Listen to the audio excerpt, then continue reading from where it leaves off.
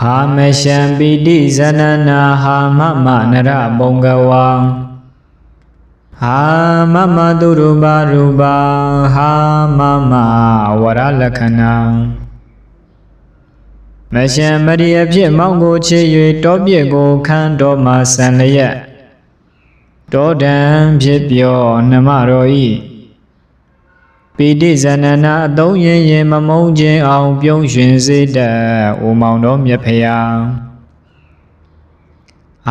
ယခုမှပင်မပြောရွှင်အောင်တမင်ရှောင်လျက်တောတောင်သာခန်းမောင်တော်လှမ်း၍မြန်ရလေခြင်းဖရာမမဂိဏရီဘွားတို့ကခြုံခြုံကြလျက်တဏ္ဍနှောင်နှင့်မောင်အေးကြောင်တွေးကငိုကြွေးရပါသောနမတော်ဤနရဘုံကဝလူနတ်ကောင်းအောင်တောင်းအထောင်ဤခေါင်းဆောင်ရှေသွားအိုမောင်တော်မြတ်ဖရာတပံယခုငိုအောင်ပြုလျက်စုစုကိုရှောင်းတော်တောင်းသာခန့်မောင်တော်လှမ်း၍မြန်ရလေခြင်းဖရာမမအမရာမြေအခါစီဝေတာကြီးရွှင်ပြောအရှင်ကျော်အောင်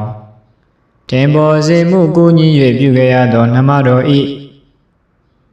သူရူပရူပပန်းတော်အင်ခြင်းပင်လုံးဝင်းမြပွင့်လင်းရှက်ဝေကျက်တဲ့ရင်မင်္ဂလာစုဝေကဖြစ်လွန်စွာရှုမျောအိုမောင်တော်မြတ်ဖရာသွေးတော်နုသားရွှေဥမြမရှုနိုင်အောင်တမင်ရှောင်လျက်တောတောင်သာခန့်မောင်တော်လှမ်း၍မြန်ရလေခြင်းဖရာ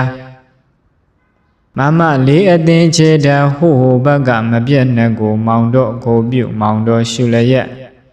ယခုရသောနမတော်ဤဝရလက္ခဏာယောက်ျားမျက်ရည်အမတ်တစိမ့်ဖြင့်ခဏိတ်ဆုံးလင်းကုံဝင်ပြည့်မောအိုမောင်တော်မြတ်ဖရာတရားအသေးဖရာဖြင့်မာတာချင်းနှင့်အတူနာယူမိမှန်းဆလျက်တန္တကတကိုရေးဖြင့်ငိုကြွေး၍ကြံရရကြည်ပေါ့ဖရာ